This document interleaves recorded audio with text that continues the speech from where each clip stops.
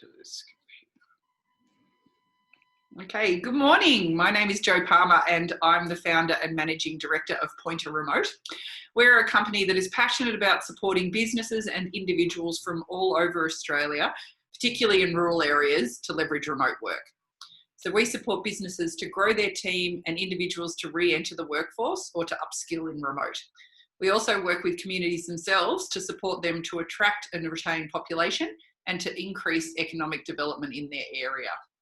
Today, I'm joined by the fabulous Paula Maidens, who I will let introduce herself in just a minute. But Paula, we're really thrilled to have you and your brains on the call today. So thank you very much for joining us. And do you want to give us a bit of a fill in on you, who you are, what you do, how you got there? Give us your spiel. Yeah, absolutely. Well, thanks very much for having me. First of all, it's awesome to be here and I love this topic. So I'm very excited to be chatting with you today.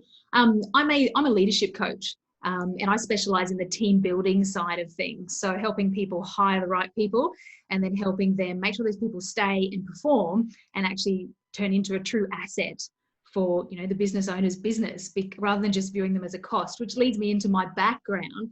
I sort of, I've had a pretty varied career, and part of my background is I'm actually a chartered accountant.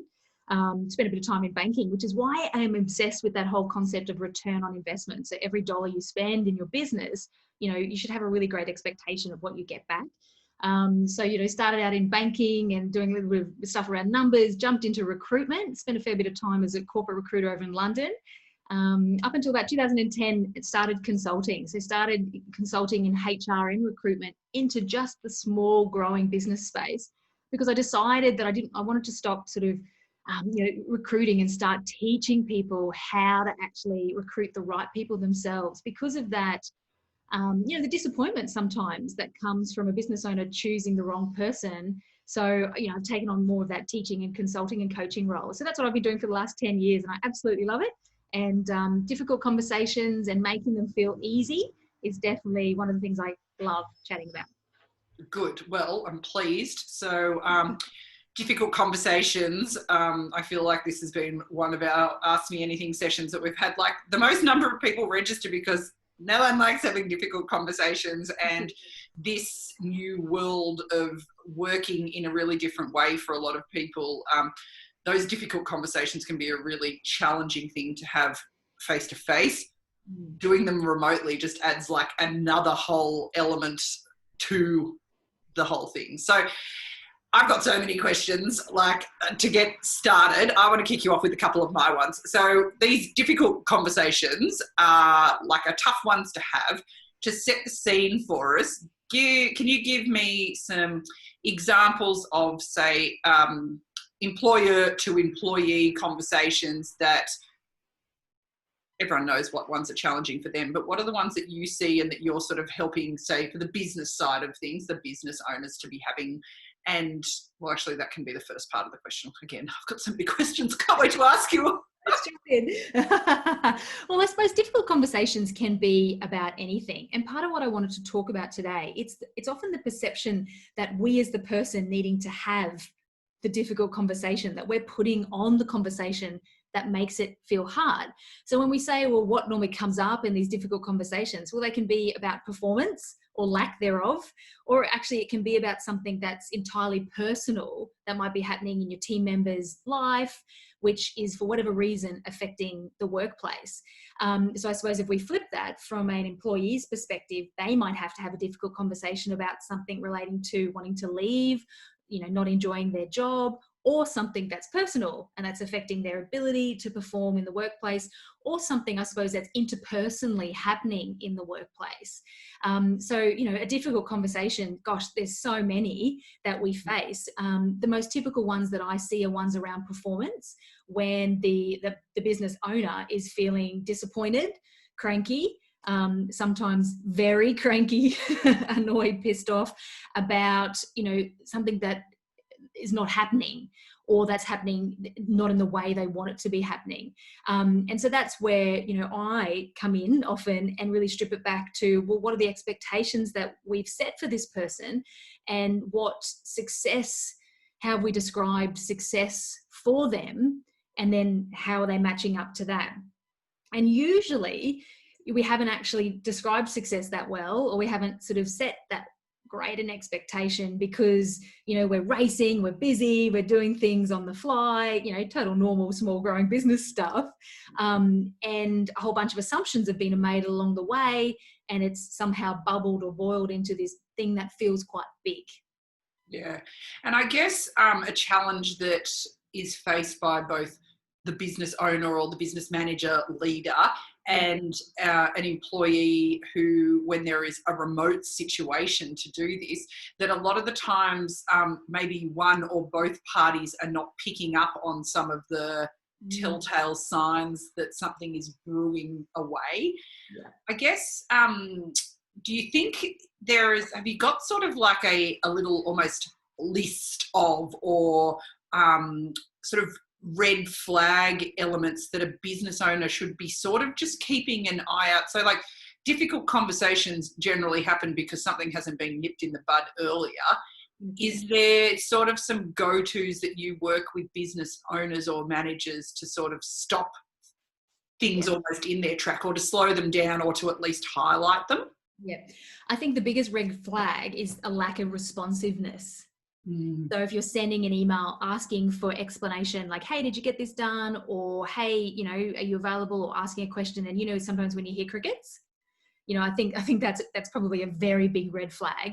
But what I actually see happening is that we don't follow that up. We go, oh, I sent that email, they didn't write back. Oh, okay, that's strange. I'm not very happy about that. Let it go.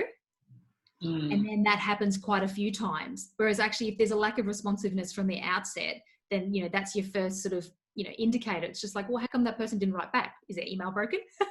Were they unable to respond? You know, and be brave and follow up. Like if you were interested in the answer in the first place, why are you just letting it go? Follow it up. Because I've got this saying, which is not my saying, but I use all the time. People treat you the way you train them to treat you. Yeah, interesting. So if whereas, you know, it happens all the time. We send an email going, oh, hey, how did you go getting this done? Or I noticed that this didn't get done on time. And then you don't hear anything and you go, oh, okay, I didn't get the response I was after there. I'm just going to hope she does it next time, or hope he does it next time. But what you've actually done is you've subconsciously sent a message going, it's okay, you didn't do it. It's okay, you didn't respond to me. So then what happens is, you know, you might builds and builds and builds. And by the time you actually go to have an actual proper, we need to deal with this conversation, it feels big for everyone. And it turns into like conflict or confrontation or something that is bigger than what it needs to be.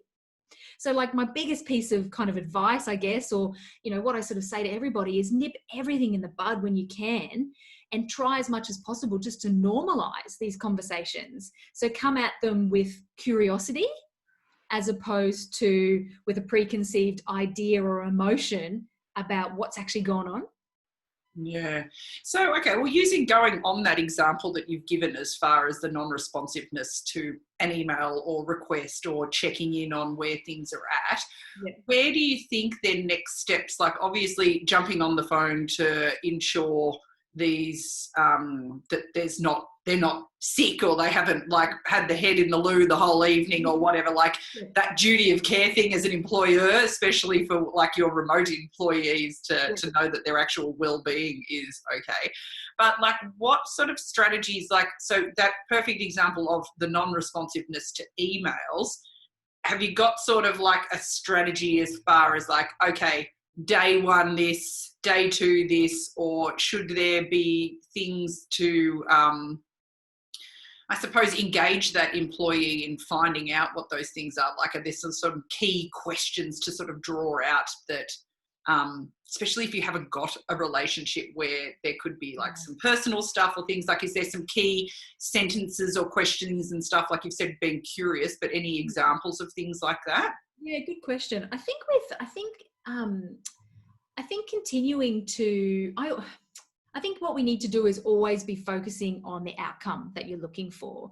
So rather than it being about, oh, hey, I went online yesterday and saw you went online, what was that about? Make it about the task or the project or the outcome or the business thing you are looking for. So if you send an email saying, oh, how did you go completing X task, and you don't hear anything, then my first next step would be just to literally re-forward and be like, hey, just following up on the below, how did you go? And then and then sort of again, following it up again, and then bringing it up face to face. And one of a great strategy is to have regular catch-ups pre-arranged in your diary anyway. So you've got this looming perfect opportunity to bring up anything that's been going on, as opposed to not having any regular catch-ups and then having to call a meeting when both sides start to go, uh-oh, what does she want to talk to me about? Fear, fear, fear. I'm going to come up with all these things in my head, and, you know, all the emotion builds. So it's like, you know, and weekly catch-ups, monthly catch-ups, whatever's appropriate for you and your business and the person in the role. But then you just note it down the list and be like, oh, okay, so, you know, that thing that I asked you to do, I sent a couple of emails, I didn't hear back from you. What was happening that week for you? Yeah, that's great. And that's an interesting, openness. Yeah, and that's a really interesting thing that we talk a lot about with businesses, as far as, if anything, over communicate when you're doing things remotely. Like, for me, I think even if I was managing people in an office, I still, when I hear that there's like, oh, a monthly one-on-one, like, I understand that for big teams, doing more regularly than that is a challenge. But when you're doing things remotely, I think doing that far apart, like, especially if the things that aren't being done are impacting on other people's productivity or ability to finish work or start work or do things like that, just a month between drinks seems a very long time to be able to stew on things as well. Definitely. I think it depends on how many people in your team and how far the person is away from you needing to kind of review their work. So you might have and I know corporate, sort of in corporate land, you know, a bit more traditional, the monthly one-on-ones that you're referring to, often it's not the one-up supervisor that you're meeting with. You might be meeting with the two-up or something like that once a month for them just to touch base and see how everyone's feeling. But really, if it's someone that you're relying on, as you said, for them to do your work, or I'm relying on you to produce something so I can do the next step, absolutely, 1 month is far too far apart. I think it also depends on how long the person has been in the business. If they're new, then a month is like a lifetime. And from an employee's perspective, you know, people get lost in a month. And from an employer's perspective, you have missed all this opportunity to set great expectations and correct and get a really good rhythm of how you want them to work if you were to leave it for a month. Because we have to remember that everyone comes to the business, the employees and the employers, with previous experience. And with that previous experience is bias, assumptions, and preconceived ideas about what their role is going to look like and what should happen. And the two people in the relationship need to iron out all those assumptions and clarify all those things to actually come to a productive working relationship. And if you're really great at writing that down, doing videos, and, you know, doing it in a, you know, non-face-to-face sort of live sense, great. But most of us aren't. So we need to have a lot of, oh, you did that, I actually meant this. Oh, I understand why you did that. What I meant was this. Or hang on, talk me through why you did it like that. Oh, that's actually probably quite a good idea. I was expecting this. So we've got to also expect that people are going to make mistakes or just not do things quite correctly based on the assumptions that they're making.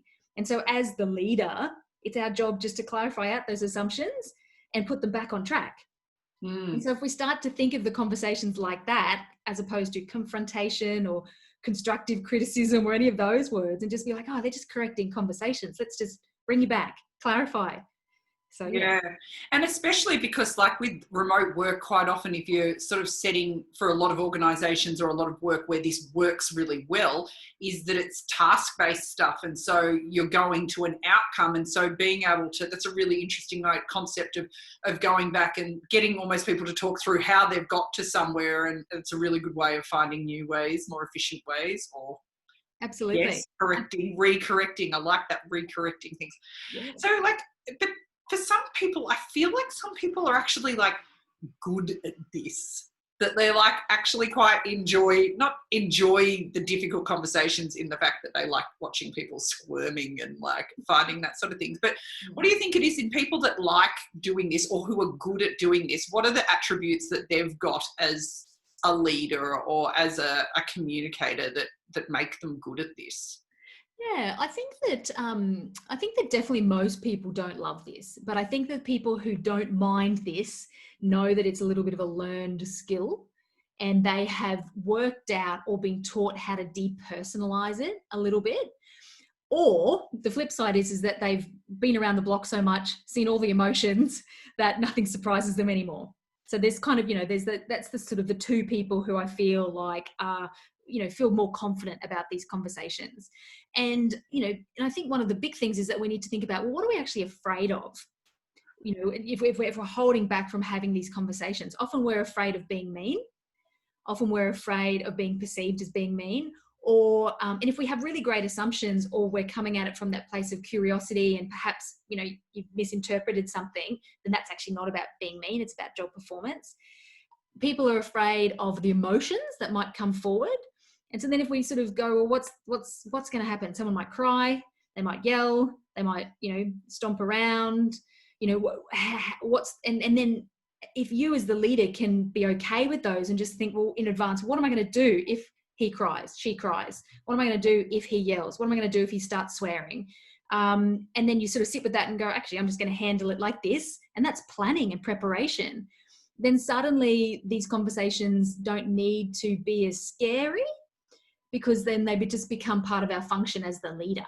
Because our job as the leader is to bring out the best in our team members, bring out amazing, bring out the best performance possible, I guess. So if we just think about it, well, this is my job to have this correcting conversation. There might be some emotion, surprise, anger, tears. If we're talking about something that's personal, and if we want to build relationships in the workplace and have that connectivity and loyalty and whatnot, then we need to expect that, emotions are a part of that, I guess. So, yeah, so I don't know. So I think that the people who come at these conversations with more confidence or feel better about them have sort of detached from the personal side of things and looking at it as more as just a leadership or part of their role as a CEO or part of their role as a leader. Yeah, that's really interesting. And it's really interesting how you touched on that team culture piece and what you want people to be able to show emotions to an appropriate extent, I guess, and those sorts of things. And I think that that's something that probably has well and truly come out of lockdowns and COVID and all of those things, in that there's almost this shift in relationship that there has become, you can't not have had some shift in the dynamic as far as interpersonal relationships between managers and employees, like looking into people's lounge rooms or checking out what's happening over the shelves, or kids Zoom bombing calls and those sorts of things. Like, there has been, I feel, a really, for a lot of people, it's still unfortunate that not for some, but for a lot of people, there's just been such a dynamic shift with this way of communicating as well, that I think that we're seeing with some of the businesses that we're talking to, we're seeing that as both a positive and negative. Positive in that they're feeling a lot more connected to their team members. They're picking up on some of the things where there could have been some challenges, like either mental health wise or workload wise. But what they're then finding on the flip side is that they're experiencing more of these emotional things or these stressful things is because people are overworking, not what everyone thought in the past life where, oh, no one does any work at home, everyone just mooches around. They're having issues with burnout and those sorts of things. So, like, even on that, like, have you got some tips around as a manager for having a conversation with someone around, you're doing too much, how do we switch them off? Like, that is a difficult conversation for a lot of employers to have, because it's kind of nice. They're paying the same wage, they're getting all this work done, but they can then genuinely see burnout in front of their eyes, and that is a conversation that needs to have. Like, are you dealing with that at all? Yeah, with definitely. Clients? 100%. And I think that also, that's about culture, and that's about having a conversation about the sort of culture that you want, and the manager knowing that that's a short-term fix perhaps, and showing appreciation. If we've all been there, we've all had businesses where we've really appreciated everybody going well beyond the call of duty, but that can't become normal business. And I think from the leader's perspective, it's actually going, okay, well, this isn't sustainable. I need to show some appreciation in a way that's valued and somebody receives that appreciation gesture well, and then resetting expectations and sort of looking at the culture and going, okay, what sort of business do we actually want to have here? We want to have healthy workplaces. We want to have healthy people. What does that look like? And, coming up with ways internally that the team can encourage the team to make sure that they're taking, the right breaks and whatnot as well. Because it's not all up to you as the leader as well to be policing everybody. Did you log off at 5? Did you log off at 6? Did you work too late? Blah, blah, blah. It needs to be everybody, encouraging everybody to live well. Whereas, because even if you were sort of, as the leader saying, make sure you log off at 5, but then a colleague is pushing to get this information, they're going to work to 8 to not let their colleagues down. So actually it's a cultural thing. So if you're in a business and it's a problem at the moment, then I'd say bring everybody together and chat about it, get out on the table and get the team to come up with ideas as to how we can all get better at this, how we can support each other, and how we sort of put up a red flag early so that the business doesn't suffer. If it's like, hey guys, this deadline that we've got coming up, everybody's starting to get burnt out, we may not get there. What's the business effect? Not the night before going, that's it, I'm logging out, it's 5 o'clock, it's not going to happen. So tomorrow's, Zoom call can't happen. Or something, sort of culturally getting the team to take responsibility for, well, this is the deadline. Is it reasonable? Are we going to make that? What does that look like? Et cetera, and fostering that open communication. Because in every business, you can come up with all these ideas at the top, but actually, unless you get the engagement of the team, they'll often fall flat. So if you can get the people to come up with some ideas as to how you can support a healthier workplace, it's going to work tenfold than just trying to sort of push down a different message. So, and then, of course, leading by example. Sorry, that's the last thing. Leading by example, of course, not sitting emails at midnight yourself, unless you're explaining why. Like me, with a newborn, up sometimes at midnight, I'll shoot off an email, but I don't expect anybody else to do that. So, yeah. Yeah, and I think that's so true, like with anything when you are coming up with strategies or ideas and things like that. If you're involving everyone rather than, you're right, pushing it from the top down and this is what we do, but us coming up with the plan together, then yeah, of course you get so much more buy-in when people feel like they've been involved. Absolutely. I want to take you back to what you touched on around planning as far as the emotional side of things. Like I know some of the difficult conversations, you've got to have them, what's going to happen, your team well enough that you're going to get tears out of that one, yelling out of that one, foot stamping out of this one. Yeah. Like if those emotions are going to come up and you've planned for them, what does the plan actually look like? Do you have different strategy ideas for tears than you would for yelling? Like, can you give us some of those hot tips on like, let's do tears first. If it's tears around the fact, say performance has been slipping, you've been as the manager sort of dragging your feet on this and you've called that meeting that's outside of the normal catch up. So everyone's already like this before it. What are some strategies for when the tears happen? Yeah, okay. So when we come into one of those meetings, when you're planning out the meeting, if I just step us back a second, when you're planning out the meeting, I always say to plan what you want to say, what you want them to hear, what the next steps are, and how you're going to follow it up. So when it comes to what you want to say, you want to bring examples to the table. So you want to bring as much fact as possible, because fact or real examples or hard evidence helps to reduce or remove some of the emotion that comes around the hearsay or the feeling attacked thing. That said, when you're in that saying part of the conversations, or you're explaining, look, this is what's happened, this is, what's not okay, this is, what we're expecting, etc. If you receive a big emotion like tears, you just have to be okay with it and just thank the person and just say, I can see that you're feeling upset, and that's okay. Because it is okay. People, if somebody, we have to remember that if somebody receives information that they're surprised by, they move through a cycle that's similar to grief: shock, anger, resistance, finally acceptance. So, the tears might come because they're shocked. The tears might become because they're angry. The tears might come because they're resisting and they're like, no, that it's not my job. I didn't know, sort of thing.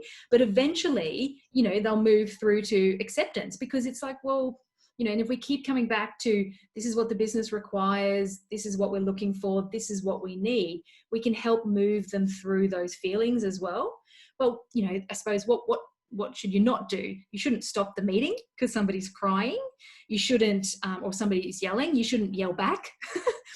You've got to stay composed And I guess if you can't stay composed, or you're feeling unsafe or something like that, but I mean, remote, you're not going to feel quite unsafe, but if you can't continue the meeting, then it is okay to say, look, let's circle back on this tomorrow. It is okay to actually, get yourself a pause. But ideally, you sort of just want to sit with that and let the person have the emotion that they're having. They'll eventually stop crying. And you sort of just say to them, you sit with it and you say, I understand, I can see you're really upset and I'm really sorry to see that. Do you need a minute? Yeah, I'm sure this is hard to hear. Do you need a minute? And then you sort of just have to sit. And one of the things we do as leaders is we try and fill silence.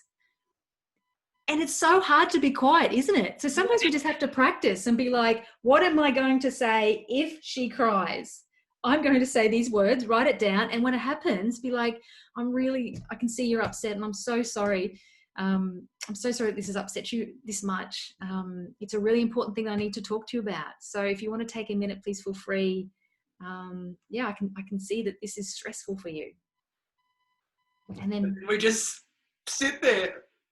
Yeah, you just sort of sit there for a minute, but the person will go grab their tissues, come back, rah, rah. And if they're not composing themselves, then you absolutely can say, look, if you'd like, we can circle back and have a chat tomorrow morning about this again. But what you can't do is, leave it hanging. It's a bit like, let's talk again tomorrow morning, because it's, what do you need to say? What do you need to make sure they've heard? What are the next steps?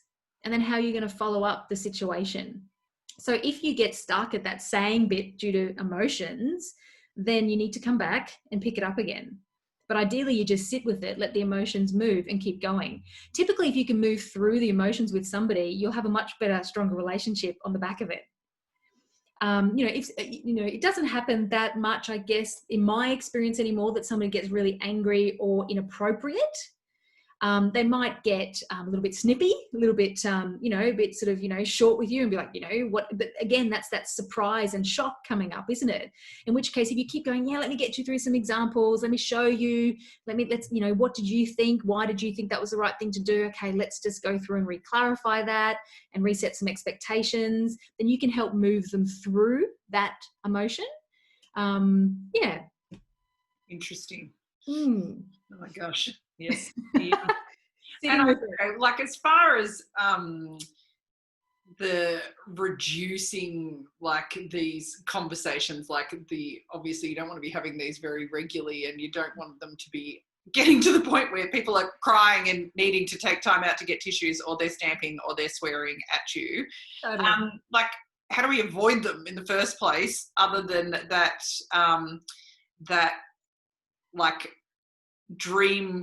like the dream boss of you, just of there never being bumps along the way? Like, is there something that avoids this as a key golden tip that avoids you even getting to this place in the first place? Yeah, I think exactly that. Don't expect it to everything be peachy. Yeah. Because it's just not even going to happen. So if we just remove that, so no one's ever going to hire a perfect employee who's going to 100% do everything you want them to do, and certainly not from day one. So if we just sort of start from that starting point, and then everybody new that we bring into our business, we take them on a journey, and we think, well, okay, so it's my job as the leader to set as many fantastic expectations from the outset as what I can about what I want you to do and what success looks like. So trying to really measure or articulate to them, what a good job looks like. And that might be giving them really specifics around, how many of X do you want them to produce, by when, what does that look like, et cetera, et cetera. If someone's checking your emails, how often do you want them checking? How, we get away from those generic statements like, I want you to be, responding to emails in a timely manner. Well, what's timely? Within 24 hours, every day, checking emails once a week, so getting really good at being specific is a really great way to head off these conversations. Setting up follow-up chats. So preempting that you're probably not going to be doing everything correct. So we're probably going to have a correcting conversation and clarify some assumptions. So let's just get that time in the diary. And then normalizing those conversations by putting an always improving slant on your whole business culture. So, if I don't expect that you're going to be doing everything really, perfect from the outset, then let's just put it out there from day one. We're going to have a conversation, And in that conversation, I'm going to be sharing with you what you're doing well and what needs to be improved. And so we're always going to be looking to improve. So when we get to having that conversation, it doesn't feel like an attack. It's like, oh, that's right. You told me we'd be doing this because this is what we do in the business. So the business and making your business, I suppose, culture or values part of it's like the business is always trying to improve on a personal level and a business level. That's just the way we do things. So we're always going to be having conversations about what we can be doing better. And I too will be looking to get better, and you'll be looking to get better, and the business will be looking to get better. We'll be changing systems, we'll be changing processes, we'll always be looking to improve. So coming at it from that perspective and then nipping it in the bud. So, you don't want to be nitpicking on everything you see, but as soon as somebody is, doing something that's not quite right, just letting them know in that curious way. Oh, hey, I noticed you did this. Oh, just letting you know that's not quite what we're looking for. It's this. And when appropriate, doing that on the fly. And when it needs more of a discussion and more of an understanding about why you thought that was the right way to do it, then doing it in a catch-up. Yeah, interesting.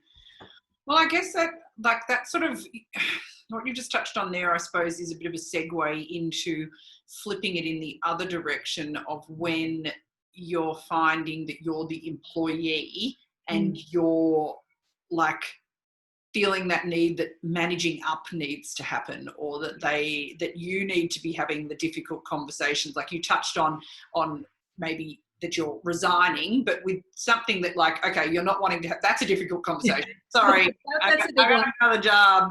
I'm out of here. But more stuff where you want to stick around, you want longevity in your job, but the boss is displaying challenging behavior. I'm saying this genuinely from my own point of view with employees, that I can only imagine what a nightmare I am to work with, like most of the time, but like strategies for managing up when someone is not giving you what you need. So they're not either giving you KPIs, or the workload is too much, or the expectations are not being made clear, or the goalposts are changing depending on the mood, or if it's school holidays, those sorts of things. Again, maybe talking about myself here. But how do employees have those conversations? Is that something that if there's not regular meetings and things in place already, like what are some of the things that the employee can be doing? Yeah, definitely. And it's a really good point, because not everybody that we work for is going to have awesome leadership skills. So if we can if we can always take responsibility for ourselves and the way we act, that's a good step forward. So I would be working really hard to clarify expectations. So I'd always be saying, okay, let me summarize back almost. So if I do this by then, is that what you're looking for? So if you get given a project or, something, assigned a responsibility that feels a little bit gray, or you're not quite sure, start it, but seek clarification. So help them clarify to you what they expect from you by putting out your assumptions, or saying to them, so did you mean this? So can I clarify, do you mean this? And I'm definitely not suggesting, I want to make sure everybody hears this, don't not start the work because you've got so many questions. Because, we hate that, don't we, as leaders? If you would just get back and you get this email list of questions and you're like, oh, we need to get something started. So, start doing it, but let them know, okay, so I've started the project, I've started doing this, this is what I've assumed, this is what, I'm working to, let me know if this is not what you were thinking. I'm expecting this is going to take this long. I can probably get this to you by Friday. And then when it comes to the whole sort of burnout, kids at home, etc., then, we've got to be on the front foot about that as well, and say, yep, really happy and keen to jump on this last minute idea that you've got, because let's face it, that happens. This is when I'll be able to look at that this week. These are the other priorities I was working on. Let me know if you want me to shift my priorities. That's a really good one. And I think especially in organizations or businesses where things are coming in all the time, that you're right, that, okay, what is the priority for today, this week, this month? Are these priorities changing? Right, I see new stuff coming in. I don't know where this is in your head as far as when things need doing. I like that. Totally. And it's like, these are the 3 things I plan to work on this week. Do you want me to do it after that? Or actually, am I bumping it to the top? Let me know. this is what I had mapped out. But actually what, and I've done this myself, where you just receive that email and you're just like, okay, that's the fourth thing for my list. I'm going to have to work harder. No. Just go back and be like, awesome. That sounds exciting. These are the 3 things I had planned. Where does it sit? Do you want me to go first? I'll keep checking in. At the moment, it's 4th. Let me know if something needs to be bumped. And then you're sort of sharing the responsibility for the priorities, sharing the responsibility for the outcomes, and sharing the responsibility for your workload and burnout, I guess. So I think that it's a really positive way that you can sort of manage up and help improve a culture in the business that you're in as well. And, people will really appreciate that. Yeah. And suggesting those weekly, monthly things, like if they're not being offered to you, I guess that's a really good way of, if you think that could be removing like roadblocks to things that you're wanting to do, or to keep those communication lines open, then that's a really good way. We do a lot of these conversations for people that are in an office environment, like you said, that they quite often will happen on the fly. So someone will see someone doing something, or they'll be like, oh, can you come and have a look at this? And so they can have what did you call them? The realigning? What was the correcting conversation? Correcting conversations happen in, I guess, an organic way when you're in an office. Yeah. That is a challenge when you're working in a distributed or even a hybrid team. If you're only seeing people a couple of days a week and they're at home other days of the week, have you got some sort of strategies around not the correcting conversation so much, but like on those on the fly sort of things? Can you almost create that environment to be able to have those in a remote environment? Yeah, definitely. And I think the on the fly that absolutely applies. So it's, a lot of businesses sit on Slack or some sort of online, and so just having a little side meeting. Hey, can we have a quick chat? Can we jump on the phone now to chat about X, Y, and Z? I'd love to clarify that. So that is the equivalent of just sort of, seeing somebody and grabbing them and taking them into an office in the face-to-face environment. So just grabbing on the fly, or just being, or even, where it's appropriate, on the fly can even just be, oh, hey, I noticed you did this. It could just be written in an email. It can be recording a Loom video. Hey, I noticed you did this. I actually meant this, and talking it through that way and sending a one-way recording of feedback back, for example. That can be a one-sided on-the-fly feedback opportunity. It doesn't need to be, I think, email, Slack, any of these messaging places that we have, just putting it out there is great. What we don't want to be doing is writing a really big, long-winded feedback email. So if you're typing for more than 10 minutes, that's not on the fly. Stop. And then engage with them like this, and just be like, hey, if you've got some time this afternoon, I want to talk to you about X. And what we don't want to do is just say, hey, if you've got some time this afternoon, I want to have talk to you, and leave it hanging. I want to talk to you about X project that you're working on. Let them know why you're calling the meeting as well. So then they don't spend the next 3 hours being unproductive, worrying about what you want to talk to them about. Quickly finish all of the priorities that they'd given me before they're going to call me on one of them. Yeah, definitely. And I think that so looking for those sorts of opportunities when somebody's online, when something's just happened, to be like, oh, look, let's talk a little bit more about that. And just making it part of business. Maybe even just old school, ring them on the mobile. Remember that? Video. Remember talking to people on the phone? Remember what that was like? I think I've talked to you a few times from the car. It's quite cool. I guess as well, as far as like the planning side of things, so that's your on the fly things, and creating an environment where you can shoot those conversations off. When you've got to have a difficult conversation that, again, could have the feet stamping and the tears and things, like, is there a better time of the day of the week, amount of lead up beforehand, amount of information given prior to a meeting for a difficult conversation around this? Like, what are you sort of like is there a sort of a suggested lead up to this sort of thing? Yeah, I always encourage the leader to call the meeting at a time that they're energetically ready, because you're the one who has to hold the space for the employee, to have the emotions, to receive the feedback, etc.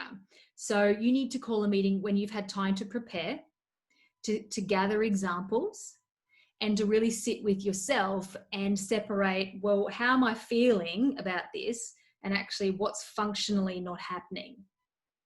So, for me, I'm a morning girl. So I don't want to be having any of these meetings at 4 or 5 o'clock in the afternoon, because you're not going to get the best Paula. And I won't respond as well to tears or something like that if I'm tired. So for me, these meetings would be first thing in the morning.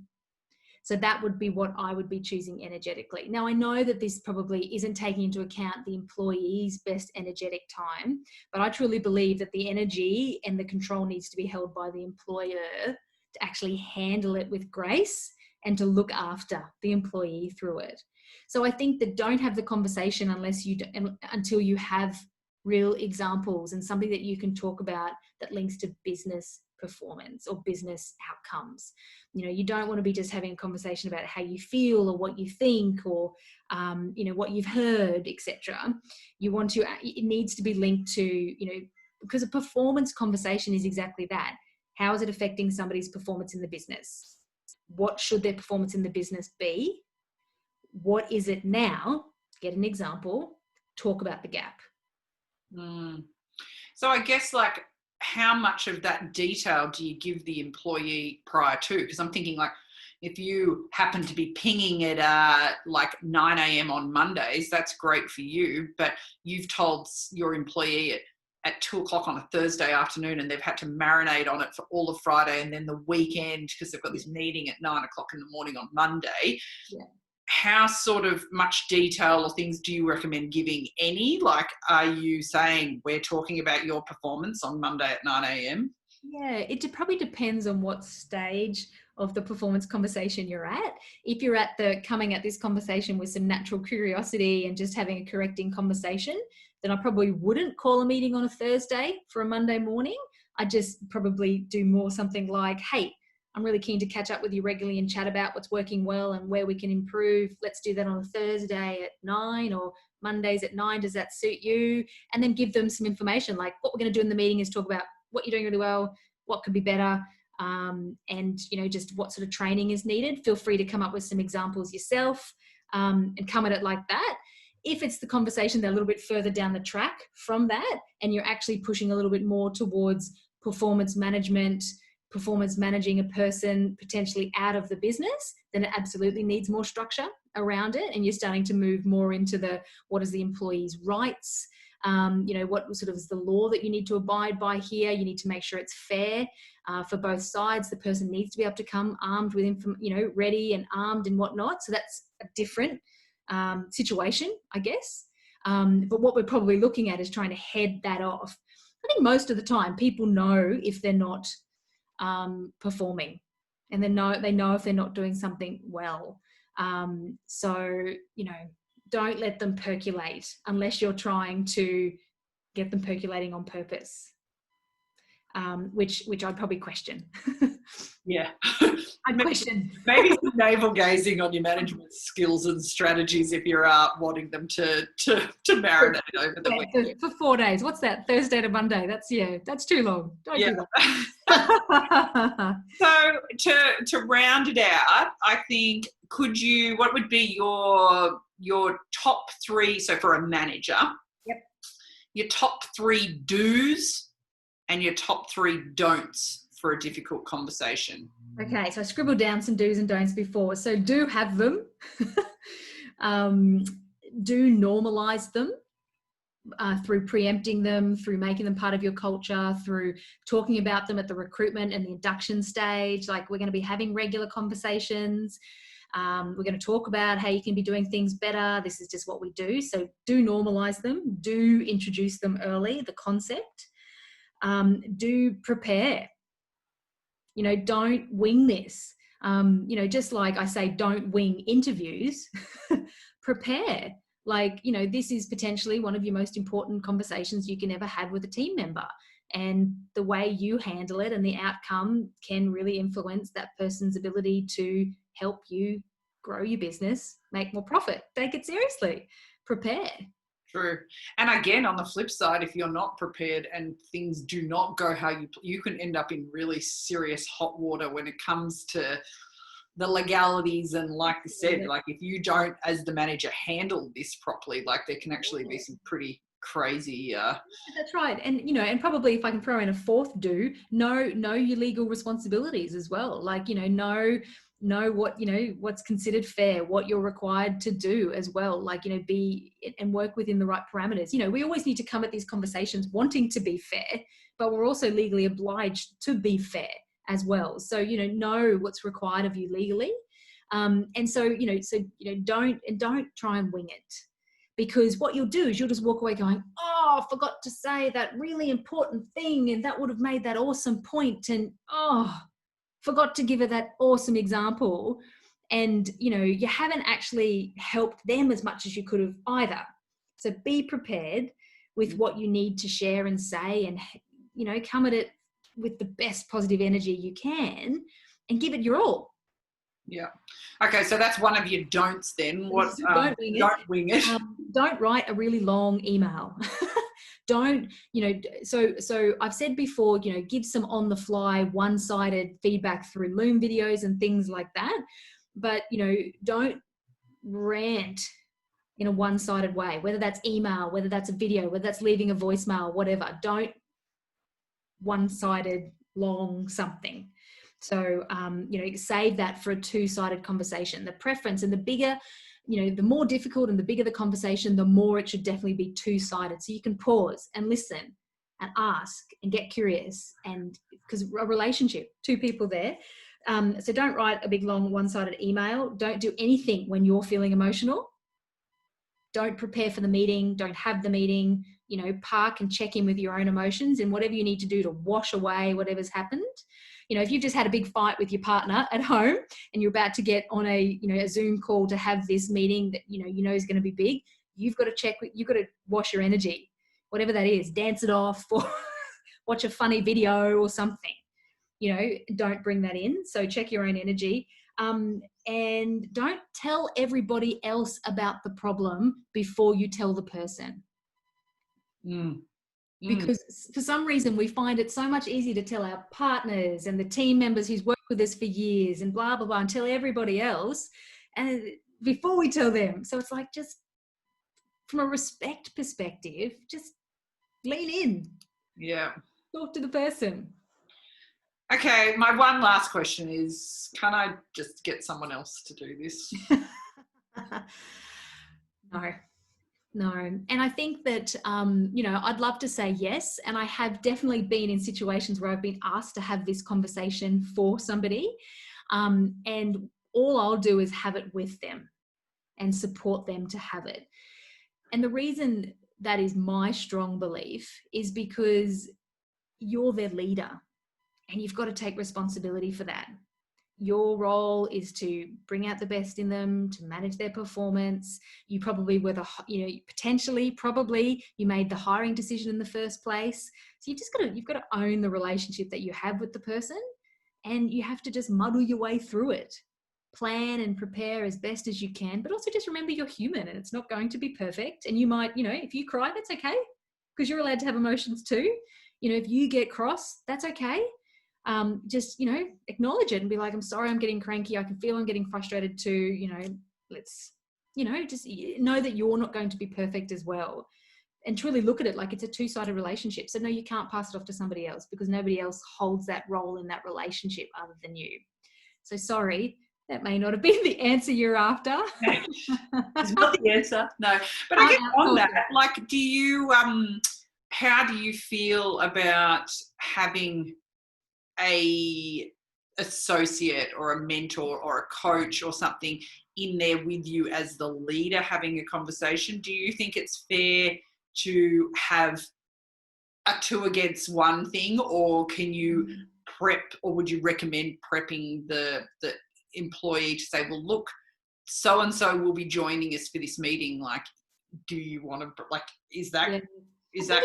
Look, I really think it depends, and I'm sorry for giving you a wishy-washy response. I think it depends. If you're getting too close to one of those performance conversations where we're kind of getting a bit close to our legal obligations, or, you know, it could be perceived like then actually, you know, under the law, you need to give the employee the right to have an advocate there with them and all that sort of stuff. And, you know, you don't want to be, you have to be just mindful of your legal obligations. I'm not a lawyer. I'm not giving any legal advice, everybody, but, you know, you have to make sure that it's fair ultimately. But, you know, but if you're having a conversation and you're like, hey, so-and-so's going to come and join us. She's coaching me on my leadership. She's probably going to throw some techniques at me, help me, you know, have these conversations better. Is that okay with you? You know, so-and-so, she's been working with the business for a while. Like, you know, it's the way you position it as well. You know, Paula's going to join us. As you know, she's been helping us improve the culture in the business. And she's going to sit in on this conversation and probably give me some tips. Are you comfortable with that? And if the person says no because they're worried about something, then you've got to respect that as well. Be like, okay, no problems at all. Like, we'll just have a chat. You know, if there's something personal you want to, yeah, that's fine. If there's personal stuff you want to share, that's fine. Like, you've got to respect that as well. Because, you know, depending on the situation, if somebody hasn't been performing, they've gone AWOL, and perhaps they need to tell you about some really personal stuff that's happening, then, you know, maybe it's not appropriate to have your coach and make it all about you in there. Maybe it is just you and them. So I do think it is situational as to whether, you know, you should bring somebody else in. Interesting. And like you touched on as well, like you as a manager really need to be aware of your legal responsibilities and all of those things. And I think it definitely is worth, if you're having any of these conversations, that you're either concerned or not confident on things, like talk to your lawyers or talk to accountants and talk to the professionals in your team and stuff as well. Absolutely. Paula, oh my gosh, thank you. That was really, really good. And I'm sure that this will be really, really helpful for a lot of the people listening today. So thank you so, so much for your time. Where is the best place for people to find you, get in touch? Where do you hang out online? Yeah, absolutely. So pointerremote.com. Sites, you can pop over there and have a bit of a look. If you want to jump on my email list, you can download, I've got a little sort of a cheat sheet, which is the 5 mistakes that most business owners make. So you can pop over and download that. That's paulamaidens.com/5-mistakes. But yeah, just reach out to me through the website or through Facebook or Instagram or anything, and we can have a bit of a chat. So yeah, love to hear from you. Fabulous. Well, thank you so much for your time. Thank you.